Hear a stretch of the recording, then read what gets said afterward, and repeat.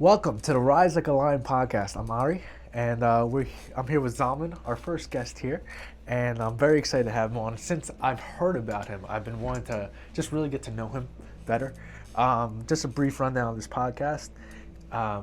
Really around the gym world, I find that lots of people will have nerves coming into a gym to go work out, and the idea is to really just make it accessible to everyone.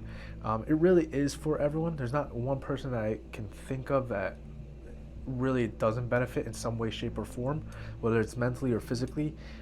So we're really just going to try to work on getting different perspectives from different people, from different upbringings, different backgrounds, whether it's from skinny to fat, from skinny to bulking up, or fat to losing weight, or just really anything. It could be any different mindsets, different mental stages, really anything to just try to get the gym being not just a scary environment, more of a warmer and just awesome environment to be in. So without further ado, Zalman, how you doing today? Thank you so much for having me. It's a pleasure. What a schus. I'm so excited to have you.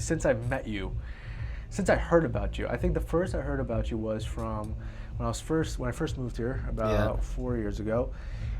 I heard because I started doing personal training. People were like, oh, do you ever hear of Zalman? What's the right way to pronounce your last name? Bulua. Okay. So the second U is just silent. Silent. Yeah. Zalman Bulua. So I was like, have you heard about him? I was like, no. Like, who is he? Yeah, he's a personal trainer. He does he's a motorcycle driver. I was like, oh no, I don't know. That's all I know. He was the motorcycle trainer. So past tense. Past tense. Drive a motorcycle now, which we'll get to later. Yeah.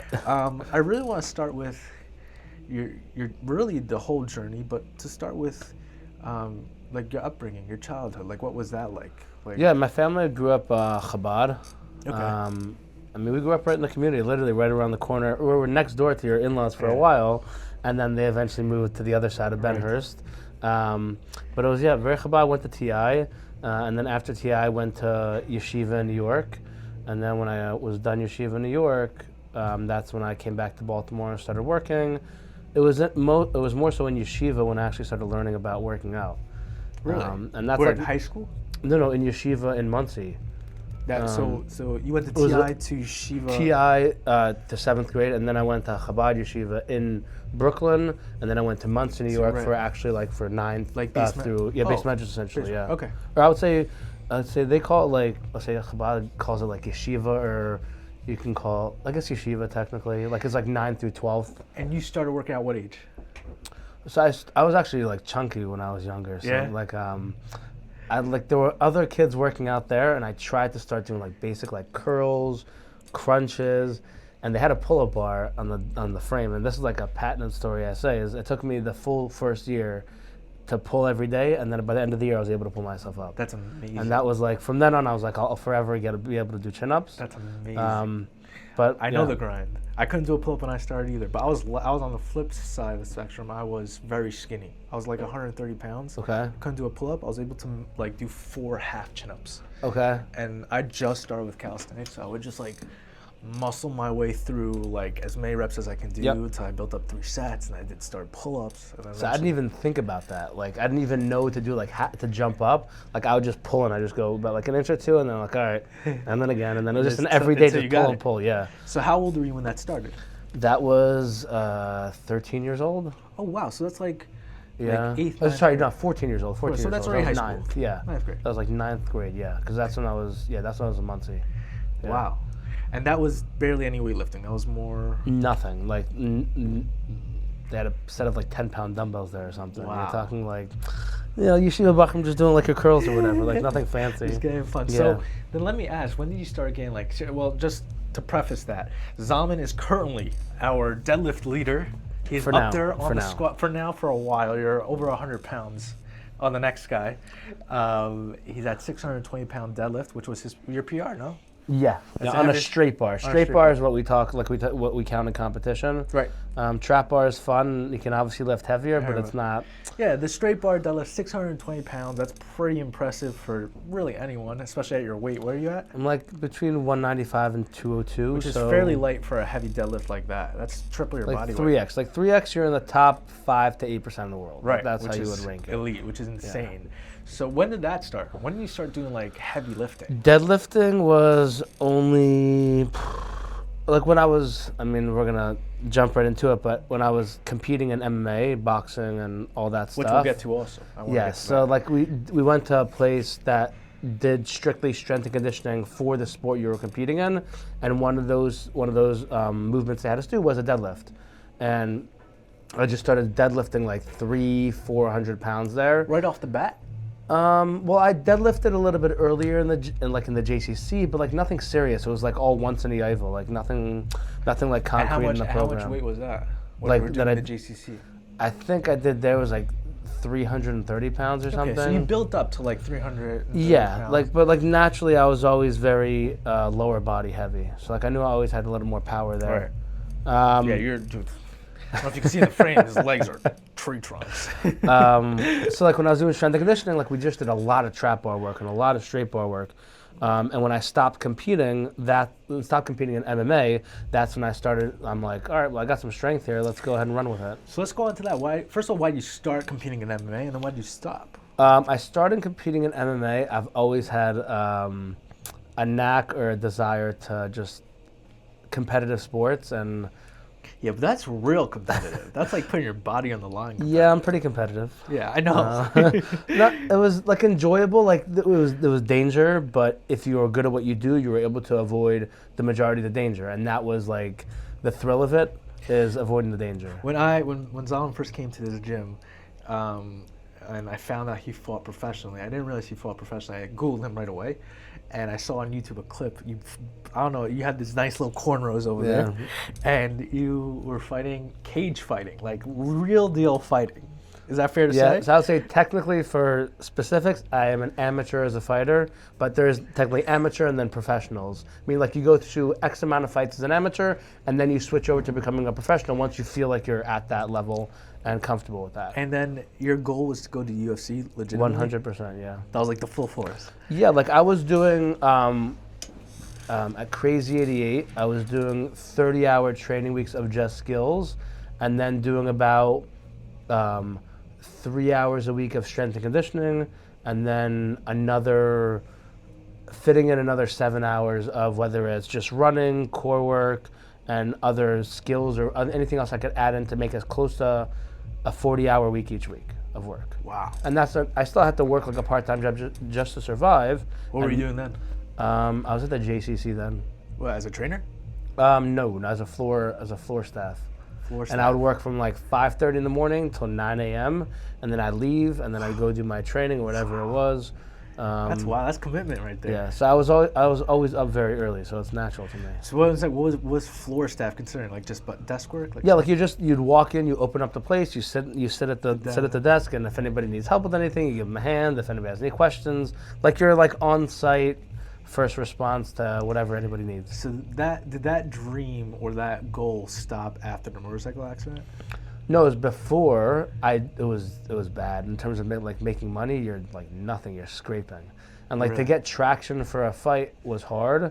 And then I partially strained or tore my PCL, which is behind the leg. Yeah, it was like during training one day. I was in a position called neon belly or side, like neon belly side control, and I got to the neon belly and posted hard on my leg, and I just felt a sharp like pull, and that I was supposed to have a fight, and that got pushed off 6 weeks, and after that it just kind of went down to where I wasn't making enough money, and I didn't see the growth happening in the timeline that I thought was realistic for me to continue doing it. So like I know that I'm ambitious, but I'm not delusional to the point of like pushing myself over the edge. Like I knew if I was going to fight in the UFC, I'd have to be having X amount of fights by X amount of time. That means I had to have X amount of training, X amount of fights in this period. And if I didn't have that, the likelihood of me getting to the UFC was lower and lower. And if that wasn't happening, then I would just want to transition out. So more, it was a health thing. It was that strain really dialed you back. Yeah, a little bit, but like the trajectory just from there slowed down. So how do like any UFC guy? How does anyone make it to UFC? They have funding? Younger, so like I started late. Like most guys start when they're like 18 years old or 20 or like there are kids who are doing it from like now, like when they're 13, 15 or whatever, and transitioning in. It's a young man's game. Some people have sponsors. I forgot the guy's name. What's his name? He's like 18 and UFC. He's like a top fighter. Do you know his name? Raul or something like that? Oh, yeah, you're talking about Raul Rosa or something like that. Yeah. UFC fighter. He has the curly hair, right? I think he has like blonde hair, like a blonde hair. Raul Rosas Jr. This Yeah, is the yeah. guy. Mm-hmm. Yeah. Yeah, you're right, curly hair. Yeah. So yeah, like how old is he right now? He's probably not 21 or 22. 18 years. He's 18? He's still 18? Oh, 1 second. In December 22 at 18 years and 63 days. So that's like 4 years ago. So he's 22, yeah. He's like 22 now. So he started when he was 18. Yeah, so it's a young man's game. I mean, especially also being in the super like an art community or in the religious community. Right. Like that is like very hard. Fetched. Were you like I got flack from my parents day and night for about trying to do that? Yeah, like everyone's worried. It's like what you said. It's like getting hit in the head. I'm like, I don't know. I'm pretty good at what I do. Like I get hit, but I don't get clocked. Like I evade most of what I'm doing or what I'm dealing with, and I felt confident in my skills. Now, this is a personal question. You don't have to answer. Do you consider yourself, when you were doing that, religious? And did you think you were going to be religious through the whole process? Like a UFC? I wasn't sure, because that was going to be hard. Like not having to fight on Shabbos, like that would be a big issue. Right. Not training on Shabbos is not an issue because I can train Sunday through Friday, no problem. I can get all my work in. And technically, I mean, I'm not Rob, but I'm sure there's a couple fighters out there. Like what, religious fighters? Yeah, and you can fight, like, the fights happen typically are Saturday nights. Right. So you could typically make it a Motzei Shabbos, as long as you can, and the weigh-ins are typically 24 hours before the fight. So your if you can weigh in your Friday night. was really to do it as a religious for sure. Jew. Yeah, I mean, Mendy, we should have brought him in here for this, but Mendy did all of my nutrition for every single competition, every single camp that I did. He made all my food, made sure it fit the macros, made sure I made weight. He helped me cut water weight, helped me rehydrate, walked me out to he did all of it. Like from top to bottom, like he was... Yeah. He was your coach, or you had a coach? He was my nutritional coach, and then I had like my own striking coach and wrestling coach. So John Del Bruges was my wrestling coach, and Sebastian Ramirez was my striking coach. Initially, my initial striking coach was Ungla Nsong. And he is a Burmese fighter, and he actually fought in an organization called the ONE FC and had 2 titles there. Wow. They're like in the MMA world, you have the 3 biggest organizations, which are UFC, ONE FC, and then you have now what's called the PFL, the Professional Fighters League. And he was in the ONE FC. So you could say he was pretty top tier, and then he eventually moved out to Florida because he got so big he needed better training, and then I got a different coach. He never went to UFC? He didn't want to go? No, I think because he's Asian that he got, like, the ONE FC is more in, I would say, the Asian side of the world, so he probably got paid significantly more there than he would have had he been brought into the UFC. The UFC is, it's sink or swim there. Now, were these guys, like, telling you, yeah, you can do this, you can get to UFC? Yeah, but I'd have to come out. I told them, I'm fine, like, I'm working for it. I train 40 hours of total skills, conditioning, and everything else. I'm fine with doing that, yeah. Wow. And then I was fine until, like, you're making nothing. You don't make any money on your stuff, which is fine. Like, if I was younger, like, let's say I started at 18 or 20 instead of 23, like, there's just not enough room. And you could have taken an accelerated track to try to propel yourself, but then the risk is significantly higher because you could be dealing with someone who's 4 times as progressed as you, and then you walk into a fight and you get your clock cleaned, and then, Wow. Stuff you don't think about. Yeah. I mean, it was calculated when I first did it. I just wish I would have started earlier. Yeah. It's probably also nice to have, like, these legit coaches telling you, yeah, you can do this.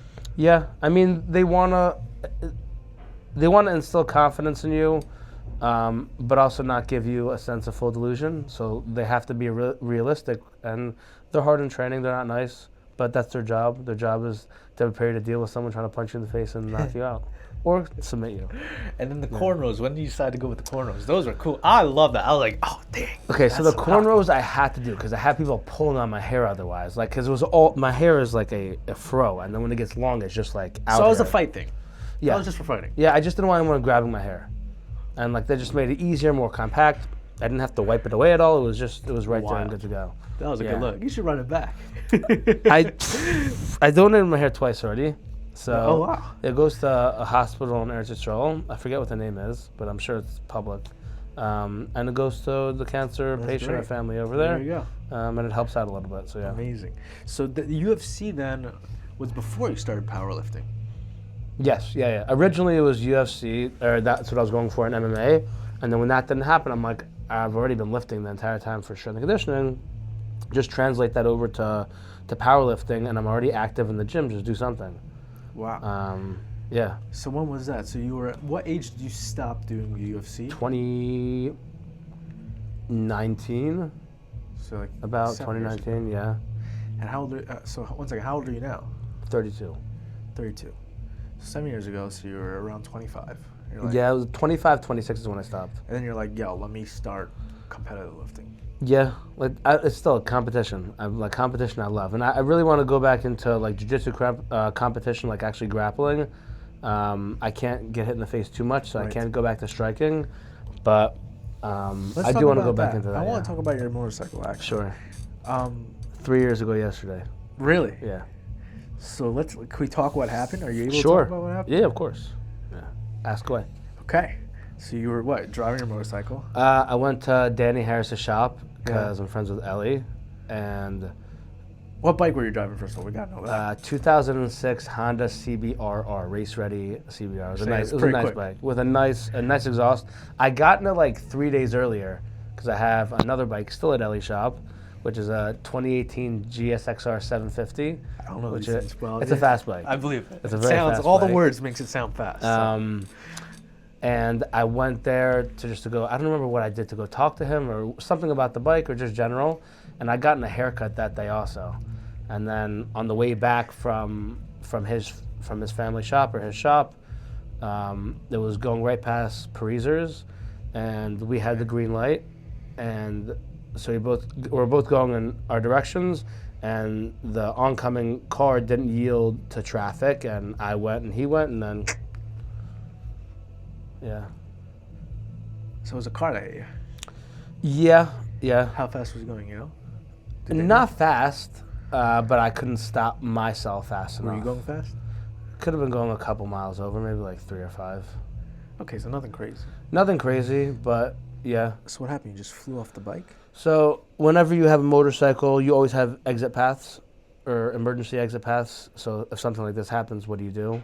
So where he came from, or the way that the layout is, the way that he came from, I could have tried to go that way, but we both had greens. So if I went in that way, there's still oncoming traffic and I'd get hit. I couldn't go in front of him, I'd get hit. I couldn't slide under him because It's a car.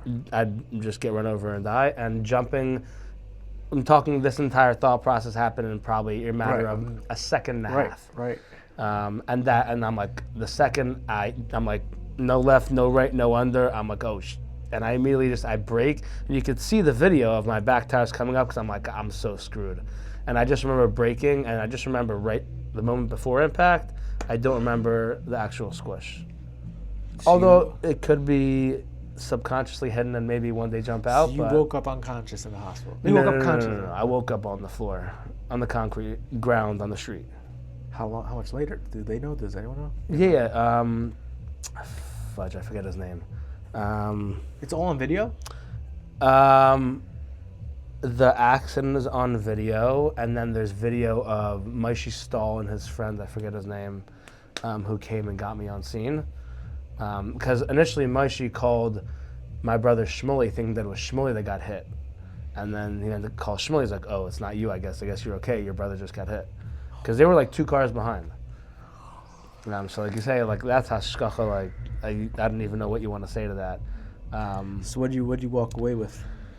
I walked away with, I didn't walk away. You didn't walk away. You got wheeled off to the hospital. We got wheeled off to the hospital and was in I think in and out of consciousness for 9 days. I think they induced me for a little bit. Surgeries? Any surgeries? Oh yeah, like 10 surgeries. Holy cow. So I had my jaw broken in 3 spots. I had my teeth broken. I lost like 4 teeth. I had my teeth shaved down the side of my mouth. I had my right side of my cheekbone completely like imagine like a piece of paper broken into 1,000 people, or like a piece of glass just broken into 1,000 pieces. So this is completely titanium. They like inserted a ball in here. Oh my god. I had my eye socket pushed back. I had my retina partially And you were wearing a detached. helmet through all this? Oh yeah. That's crazy. Can you imagine without a helmet?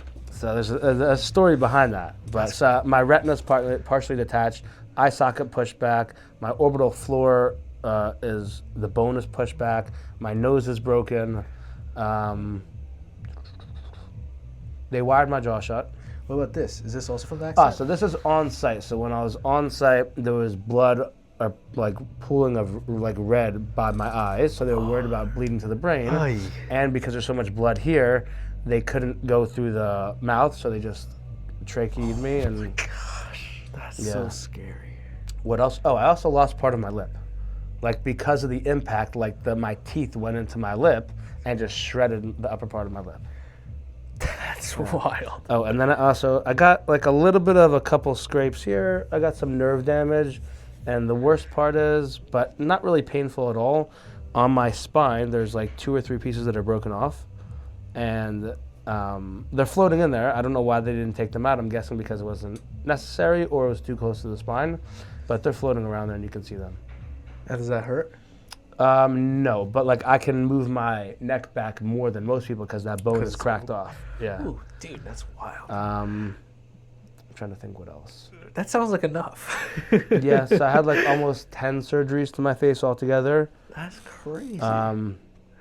Yeah, I remember like I had surgery for my orbital, or sorry, for my cheekbone. Pretty much they took a titanium ball and they cut the inside of my mouth open to insert it, and they pulled my eyelid open and they had to screw it from both sides. Oh my gosh. And that was right before October 7th too. So like I'm on Oxy or whatever they gave me, like milligrams, and I'm like in the worst pain ever. Like I rather would have gotten the accident before I got the surgery. That's how bad it was, like the pain. It felt like someone had a fist in my face and was just constantly pushing out. But they did a good job. You can barely Amazing tell. job, amazing job. Other than Yeah. the teeth, you're like, you really Yeah. like cosmetically, you look like regular. Yeah. I didn't know you before, but like I would never know. I would say I am very, very blessed. Yeah. I'm only being sour because of it actually happened. Of course, everyone would love that not to happen to them. yeah, So that's crazy. yeah, overall, very, very good. And it happened right over October 7th, and my brother comes to me after Yontif. He's like, Israel just got attacked, and I'm like, I'm out of it. I think I'm on like, they're giving me 5 milligrams of 5. And he's like, Israel got attacked. I'm like, dude, Israel gets attacked like every day. He's like, no, they got really attacked. I'm like, dude, they get attacked every day. He's like, dude, there's like 400 people dead right now. And I'm like, oh. And that's when I knew it was serious. But that was like a marker for me remembering the surgery. Wow.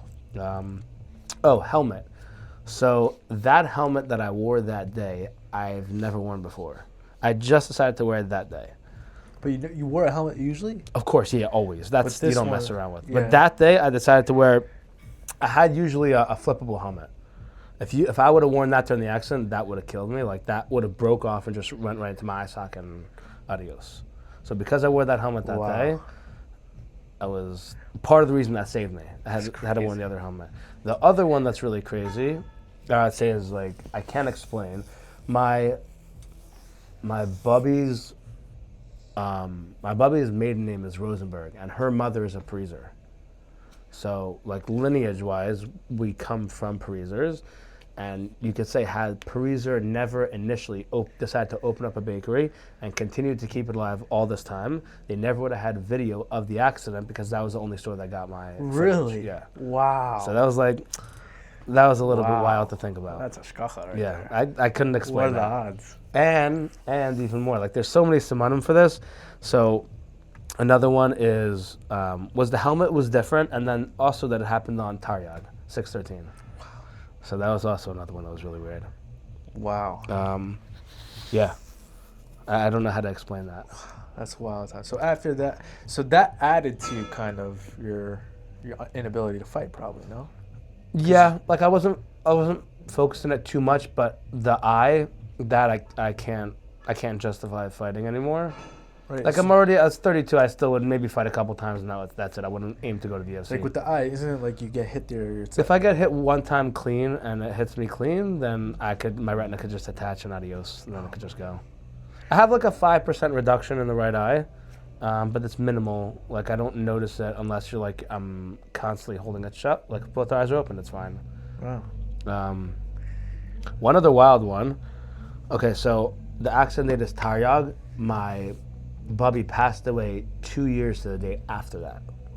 So the same exact day, which also is the same exact yahrzeit on there is also, it's crazy to think about. Like there are a lot of simonim there that I don't know what to make of, but I'm working on it. That's wild. Yeah.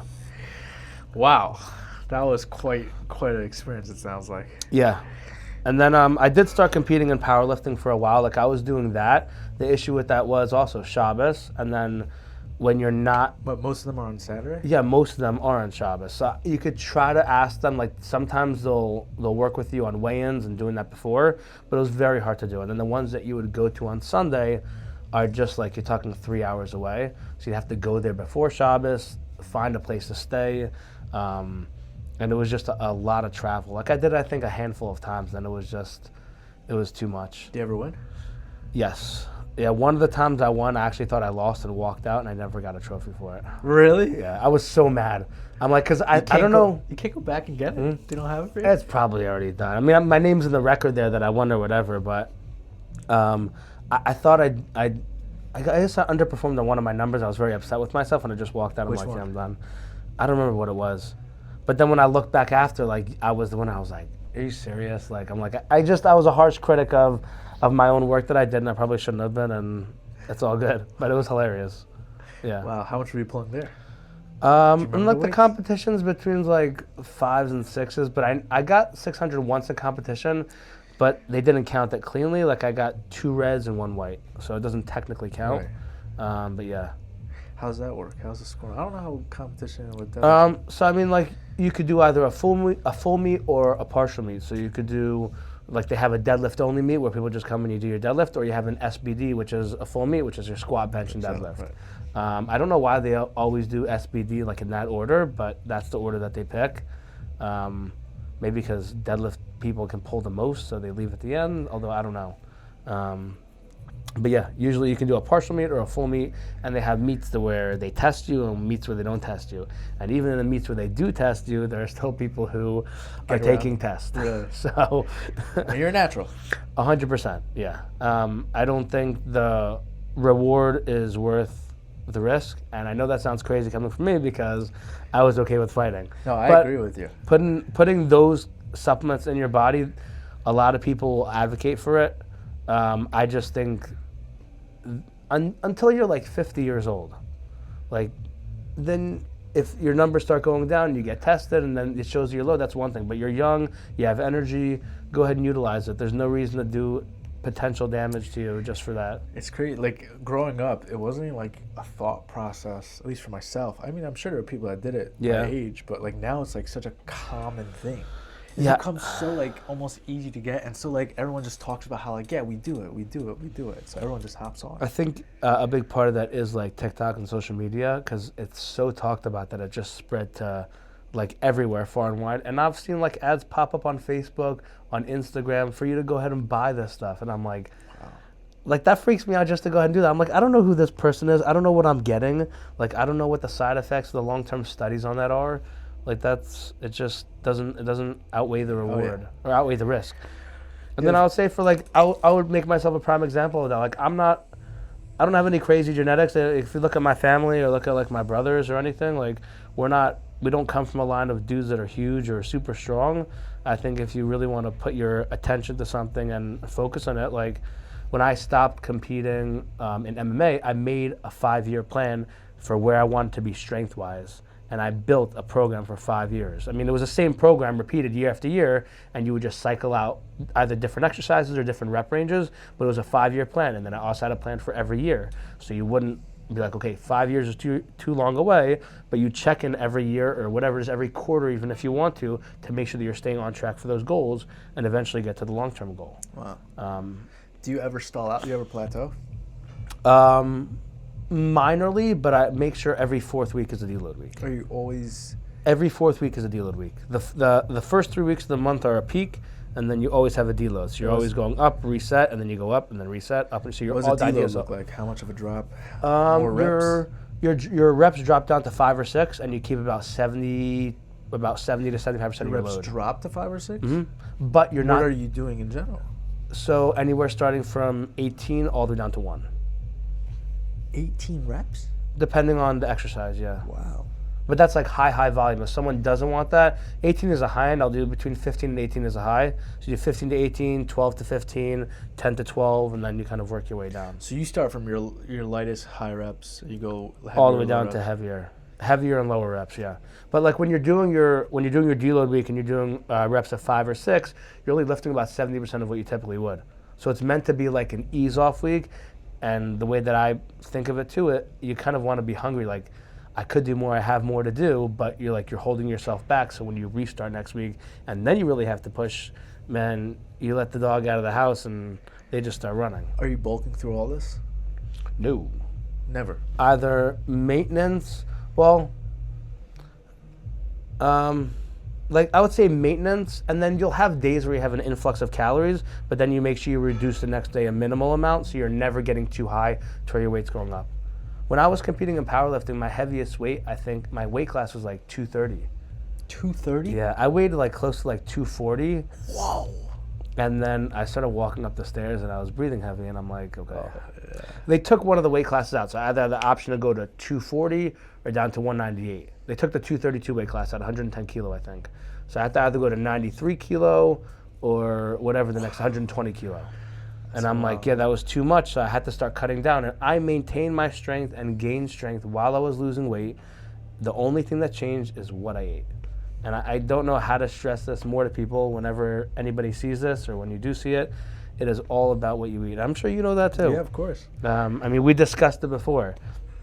You could work out from today till tomorrow, but if you're not eating the right stuff, you're just going to see the same thing happen. 100%. So I went from about 230 to about 195 in 6 months. Wow. And that was just like rigid. Like every day I wrote down everything that I had, X amount, and I would throw in cheat days like once a week or something just to make sure that your mind is getting that de-stress from just feeling that like rigidity of like the same food and always being counted. And it was 6 months, and after that, like I floated from then from like 195 to like 205, 207 is the heaviest, but yeah. It's a lot of discipline. Yeah. That's, I think, the biggest, like, not complaint, but like people will say like, I just can't do that. I can't do that. Which it was just understandable for people that have like a 9-to-5 job. Like it's very hard to, it's a full-time job to track your food and like, 100%. it's a full-time job. What I would say, I'm sure you try to do this with guys that you work with as well, is try to find different foods or different things they can have that make it easier for them, so you don't have to be as nitpicky with it, or they don't have the time to weigh out rice or chicken. Which is what we sell here. Correct. So like having like the beef jerky, having like the bars, having the snacks, the drinks, like all those things that are super convenient, although not in a perfect world the best thing. Right. But in an imperfect world, that is their best option. I'll take that over eating bad food or not being able to count anything that they're doing. Right. Like for example, with the protein shakes, like the Core Power, people be like, "Oh, you know how bad it is for you," and this and whatever. It's like it's better than soda. Correct. What are you gonna have? What are you gonna have instead? Right. So yeah, So I mean, it's obviously, like I preach with people as eat as close to the earth as you can. So meaning the less processed, less added. I would go for that. But if you don't have that option, then go to your snacks next. Right. That'll kind of help keep you in line and not having to think about that. Yeah, for sure. The only time I was able really to do it was when I was like full-time jobbing it. Like when I had nothing. Like I was single, I was I think 20. Yep. And I was literally just like working out, weighing my food, like everything. And I was dialed in. I was chiseled also. Yep. But I also felt very light. The heaviest I've ever been was 173, and I was at the end of the day because I want to see how heavy I can be. And it was 173, and then I felt so like large. I'm like lethargic almost. Huh? Like lethargic almost, just I heavy. felt like I was force eating. I was dirty bulking. I was just trying to get as big as I can.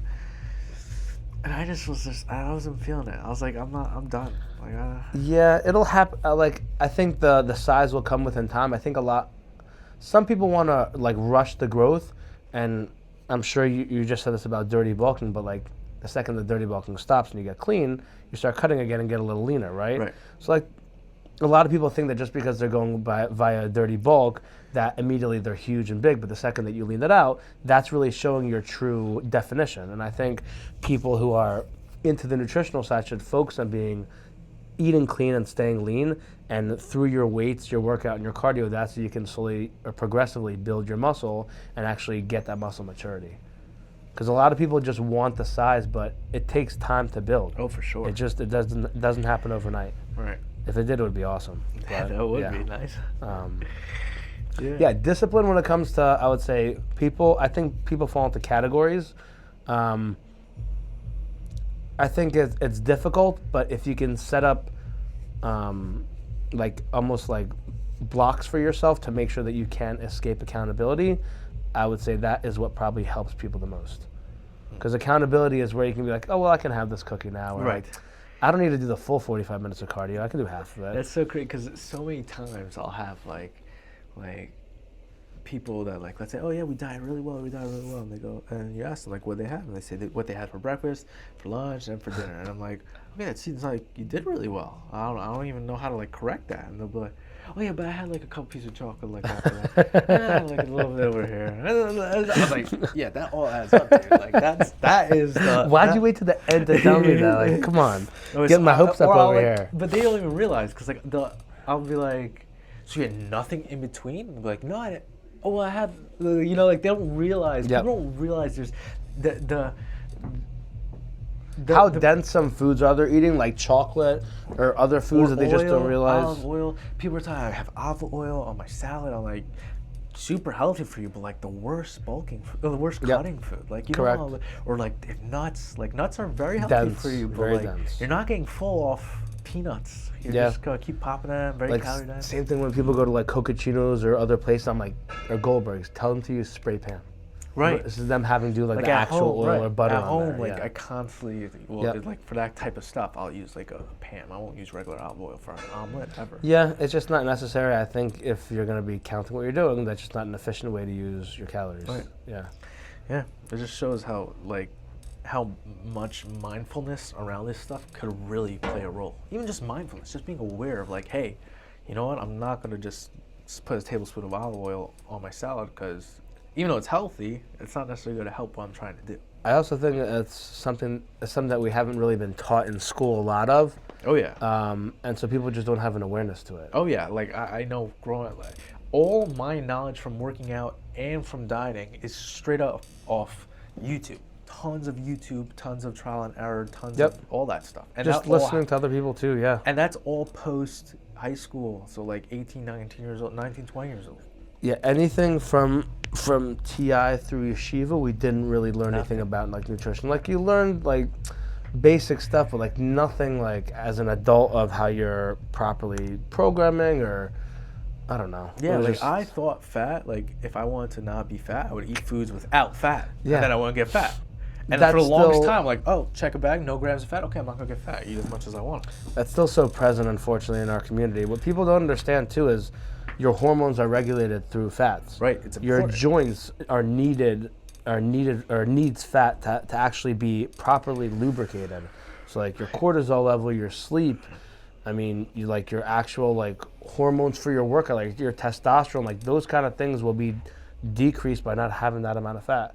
And I think it freaks people out that when I say that, it's like counter to everything that they've learned their whole life. It's like, wait, what? Right. And I'm like, yes, just don't take my word for it. Go do your own research and look it up and listen to the doctors. Don't listen to me. I didn't say it. It's really as simple as a numbers game. It's just like, you wanna, like, for me now, how I try to eat my meals and my days, especially when I have so much going on, it's just like, okay, my maintenance calories is around here. Right now I'm just trying to maintain my weight. I'm gonna eat, I now can eyeball stuff and get a good idea. Correct. I'll eat, aim to get that amount of calories. If I want to cut, it has to be under that. If I want to bulk, it has to be over that. And then I weigh myself every day to see if I overdid it or underdid it. So if I'm up a pound, I'm like, okay, today I have to step it down a little bit. And the next day I'm like, okay, I evened it out. Good, perfect. Or if I went down a pound, I'm like, okay, that might have been too much of a. I didn't eat enough. I'll eat a little bit more that day.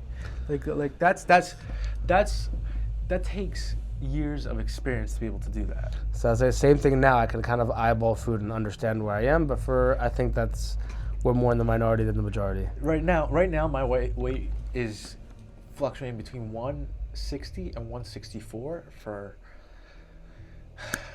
at least a year or 2 years. Are you trying to go up? Right now, I'm just trying to keep it. Okay, that's fine. Right, sure, like a maintenance mode. Yeah, exactly.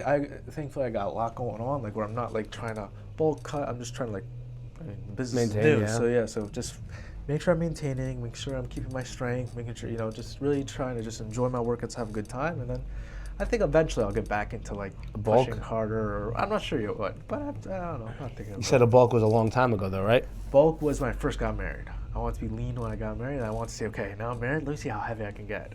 And my bulk was a gain. I went from like I cut right before my wedding, so I was like 155. Yeah. And I bulked up 15 pounds to 173. And I was pushing the most weight I ever pushed. I got my 1 minute max then, which was 175. Yeah. I was repping out 225 for 10 reps.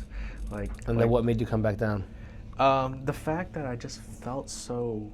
Like lethargic, like you said? Yeah, like I just felt like, again, like I was force eating. I was force eating. Like I was eating when I wasn't hungry. Like after every meal, open up a canister of peanut butter. Oof. God, just like 2 massive spoons. I'm like, okay, that should do it. Like that should dent me in. That is an easy way to put on size. Yeah, so it's just people look at it as like, oh, you're so lucky.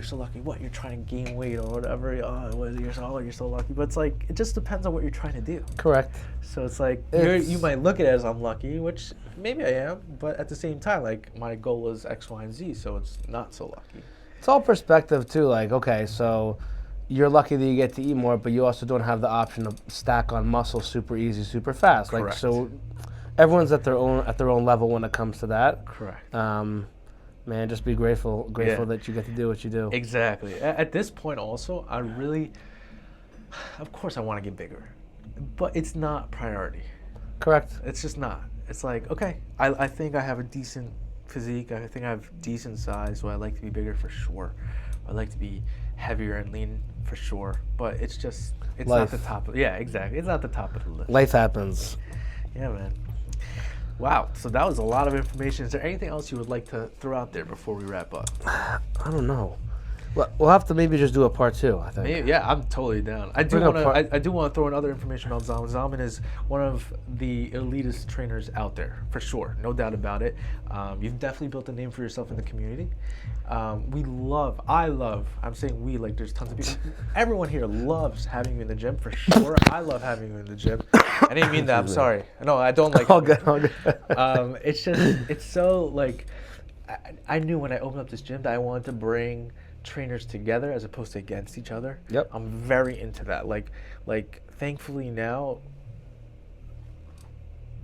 I'm not trying so hard to grow my personal clientele because of how much I have to juggle. Mm-hmm. So I have my guys, I'm good, and it doesn't have to be like competition. It's like you can be successful and I can be successful, and we're just all in this together. We talked about this briefly also. Yeah. It's about having trainers in the gym and having them either pay or having them just bring in their own clientele and then having them sign up. And I think it's a significantly smarter decision. And yeah, when I don't remember who I think it might have been David Warner, who maybe had mentioned your name.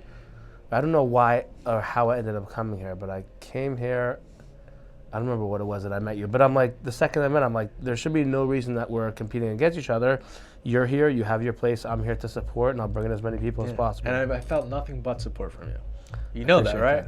I hope appreciate so. you. I don't know for sure. You bring in people all the time. What I did, I know when I was training people, I don't want to say which gyms, but I've been I tried training people in certain gyms, and they gave me such a hard time, so nitty gritty. Like they would be like, "Are you training him?" I'd be like, "Yeah." Like, you can't train. I'm like, I'm a member. He's a member. Like, what's the issue? Like, oh, insurance. I'm like, I have insurance. And they're like, you have to be working out with him. Okay. So let's do a couple curls. Exactly. And they're like, oh, you're not really, like, what am I doing? Like, I'm like we're not picking over here. Yeah, I'm an adult. Like, what are we trying to do here? Like, you want me to fake working out with him so I can train him? And so I just canceled my membership. My client canceled my membership. I continued training him at home. I knew whenever I open up a gym, because that was like my goal. Yeah. I am not going to do that. It's a smart way to go. And I do not regret it at all. I don't care if I can make more money, less money. It doesn't make a difference. Like I honestly, it's probably one of the best decisions I made. I have you, I have Chris, like all these just great guys. Ice, literally, just great guys that are just like, just so good to have around the gym. I think even Roney got somebody. Who? Roney Posner. Oh yeah, I think he brought John Kaplan in. He's a trainer.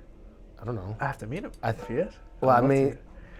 He just brought. I think they just maybe they worked out together. Yeah, it could be. But I'm like, dude, because no, I told him he can bring like if he if he wants to try out at a gym. Yeah, I don't know, but if he's a trainer, I have to meet him. We have to try and get him in here. no, I just remember like that when I first opened up, there was one guy.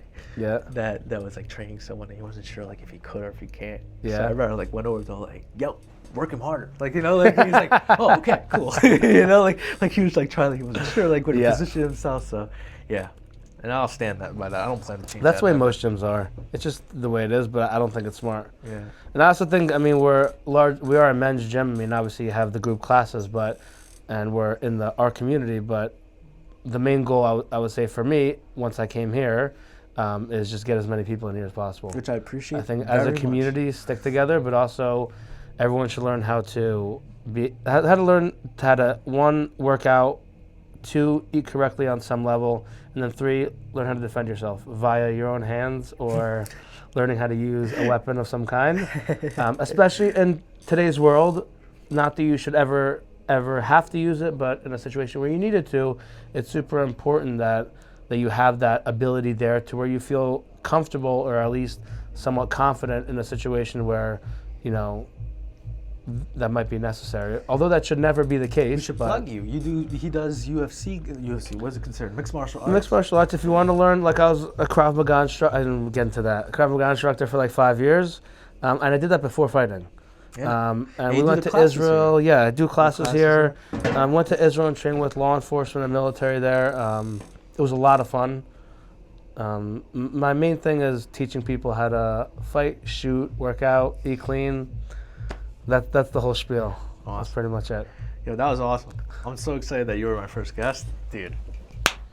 So excited. Yeah, we should definitely do a part 2. Yeah, for sure. Stay tuned for a part 2. Yes. This is the Rise Like a Lion podcast. Let's go. Thank you for joining in.